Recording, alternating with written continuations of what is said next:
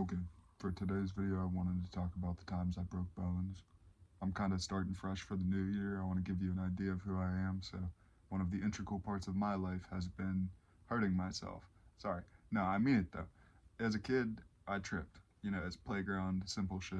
Put my hands out in front of me trying to catch myself and just broke one of my wrists. I barely remember that one.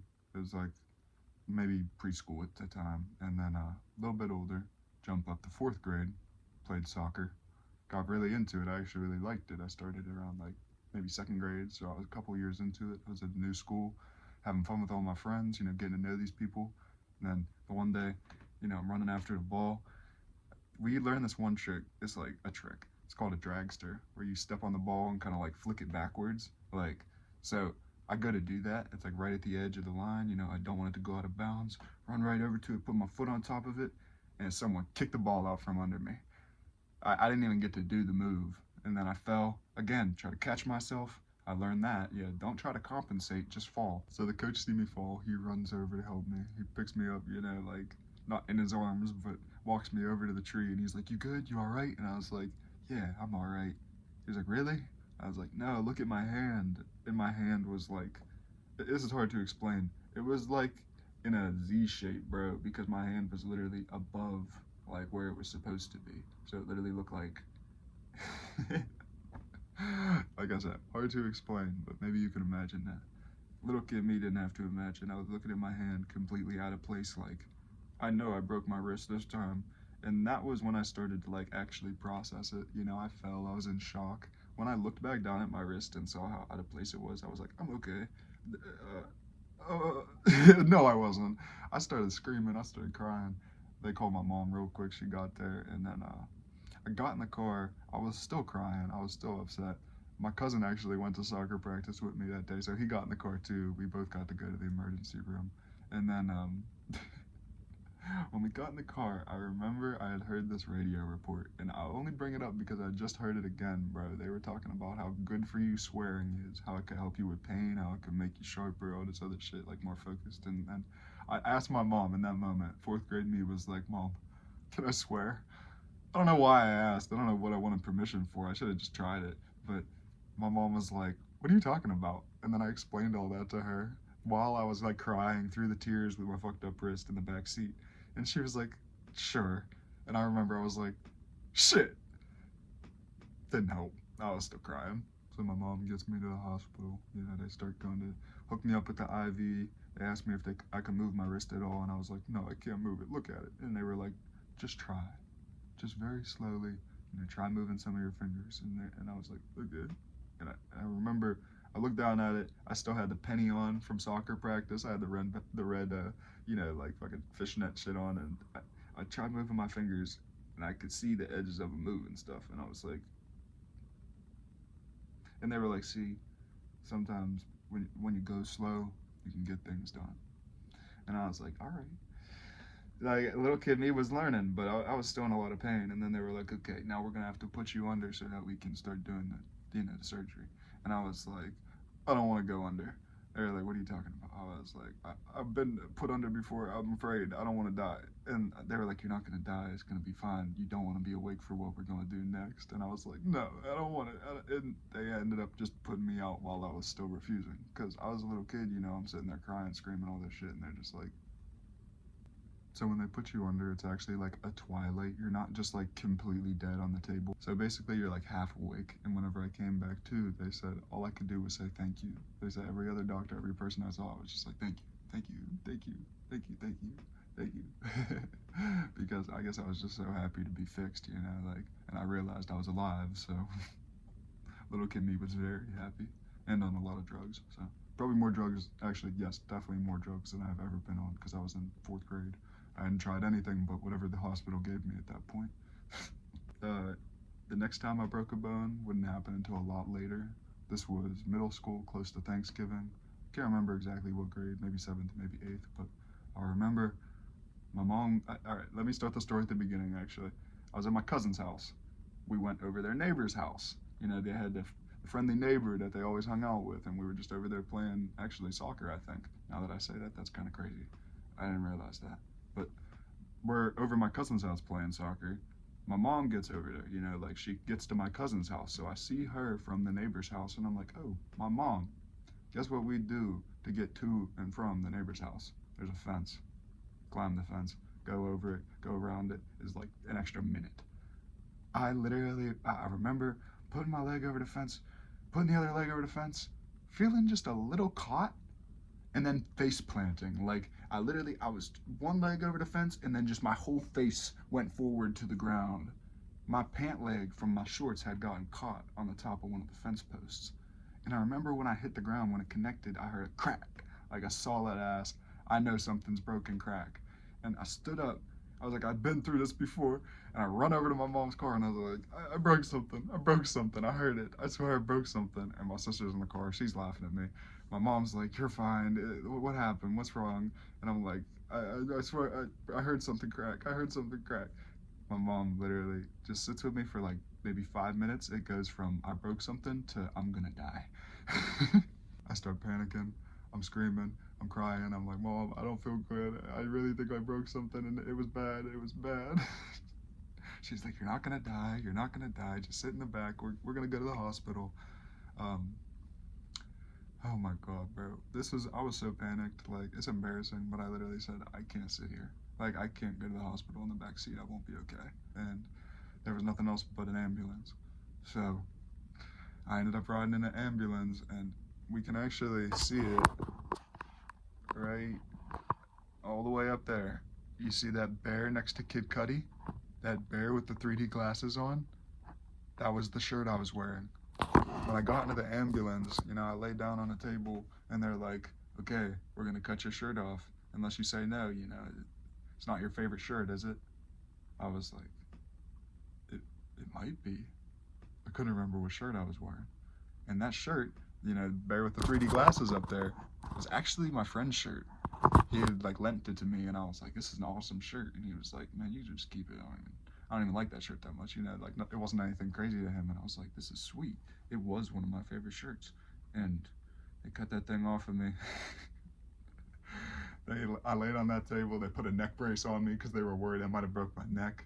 I remember thinking like this neck brace actually really hurts to be laying in. Like my neck wasn't in any pain, but now I'm afraid my neck's broken. So I didn't complain at the time. And then get all the way to the hospital. They set me in the room. You know, I'm still in a panic. I'm worried. I don't know what the fuck actually is broken. I'm just laying there, like, and oh, it's so random. But I remember my aunt actually rode with us, or she caught up with us. She didn't ride in the ambulance. My mom was in the ambulance, but she wanted to make sure I was all right afterwards. You know, like I said, I was at my cousin's house. She ended up getting there. She was sitting next to me in a hospital room, and she was like asking me, you know, like, do you want me to put anything on the TV? What would you want to watch? And I was like, I don't know. You could please put the TV on though. And I'm laying there with the neck brace on. I'm in a lot of pain, and it hurts here, but my neck hurts worse at this point. It was actually stupid. I remember after like 20 minutes of that, I was like, can you take the neck brace out? And then a month after that, my neck still hurt, and I was like, I don't even think this is from falling. I think it's because of that neck brace. But you know, besides the point. I'm sitting there, my aunt's putting the TV on, she's scrolling through the channels, put on some Criminal Minds, and I was like, could you keep going, like some cartoons or something? And she was like, my kids would watch Criminal Minds, and I was like, why am I being judged right now? Aunt Blank, please, just put on cartoons so I don't have to think about death while I lay in a hospital. And I'm sorry, clearly I'm going back to the moment, but while I was laying there, I was waiting to hear what the hell was wrong with me. They ended up wheeling me out to do an x-ray and all this other shit, find out that my collarbone's broken. They sent me home. Like, we didn't get that solved that day. The break was so bad, it was apparently a Z-type break, which my only reference for that was GTA. If you know about the Z-type, that was one of the most expensive cars, so I knew I had a good break, but I didn't know what the fuck they were gonna do about it. I ended up just sitting at home for it was fucking 5 days actually. They said 3, you know, days, and then it ended up being 4 days, and then 5 days, and I was like, this is ridiculous. But and on the third day, they told us when the surgery would be. So, yeah, I can't blame the hospital, but I was a kid laying in bed with a broken collarbone, and I felt like shit. So after 5 days in bed, they say, you know, where the surgery is, we get there. They take another scan before we do it, and they're like, yep, we're all good, let's get started. They gotta put me under again. This time, I'd hype myself up. I think I even brought my blankie. Yeah, I got a blankie. I remember I brought something with me for comfort each time after this, because there was another surgery. uh, but that one's technically not a broken bone story, so I'll tell that one in the future. I grew up with that blanket, and I still love it. You know, I just don't got it with me because it's in my mom's in storage, just to keep it safe. Having an emergency situation where you need surgery versus like the couple days out and you can actually see it coming is a whole different animal, because you get to prepare yourself. Like mentally, you get to say, I know what's coming. I know I need this. I know what the hell's happening. In the moment as a kid, whenever I needed that, I was like, I'm gonna die. I'm already in so much pain. I got all these feelings. Like, I don't want to be put under feeling this way. I don't want these to be my last feelings as I get, sent to wherever. I actually forgot to mention the recovery. Whenever I broke my bone, jeez, that sounds hilarious. Um, but I had the cast all the way up to here. It was like literally a full shoulder like length cast. You couldn't even bend your arm. I only broke my wrist, but you couldn't even bend your arm because they didn't want you fucking up what they did down there. I remember that was like a whole summer, and then whenever I broke my shoulder or collarbone, it's right here, called the clavicle. Still have this. Guess they don't want me to show the scar. But yeah, that didn't come with a cast. That was just, they did the surgery, and then for so many weeks I had to wear a sling, and I couldn't do anything with that arm, but no cast.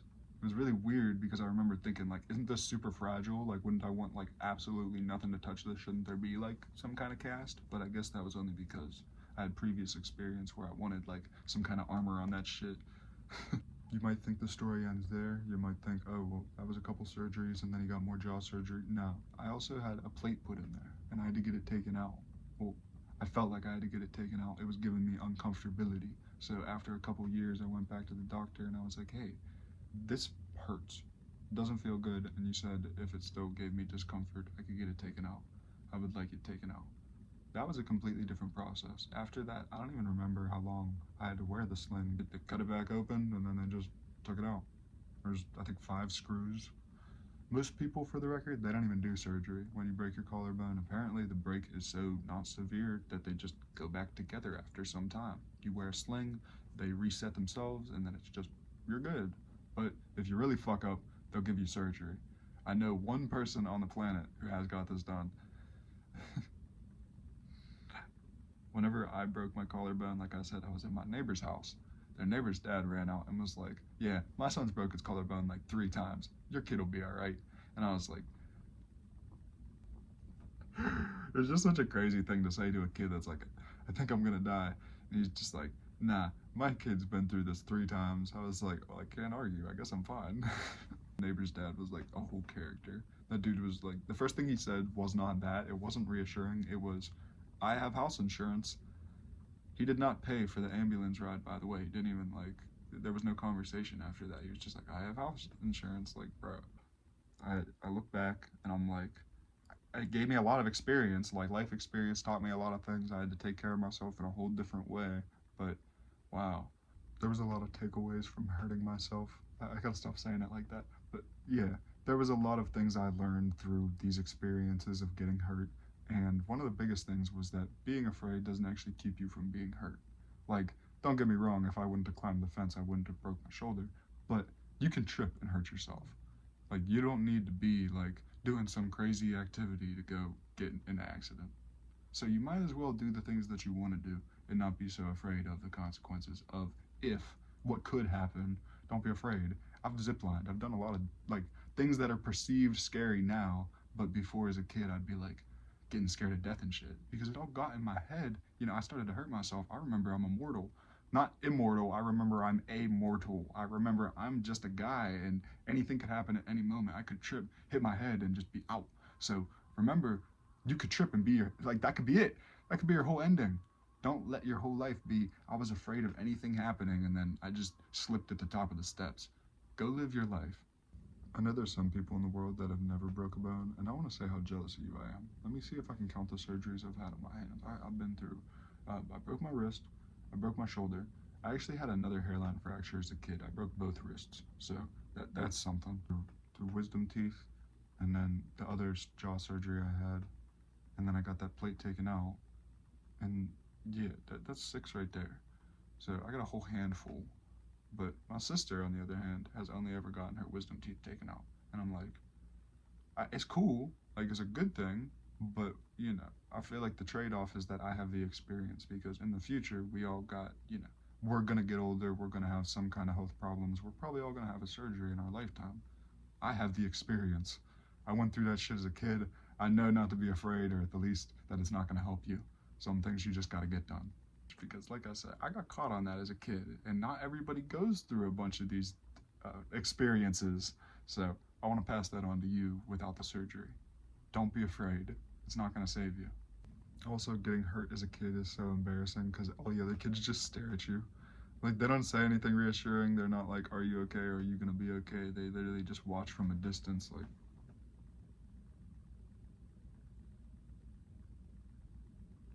and that's some shit that'll make you feel like you're going to die. That is some shit that, yeah, no. So, yeah, shout out my cousins for being there both times I broke my wrist and my shoulder. Peace out. Love. Till next time.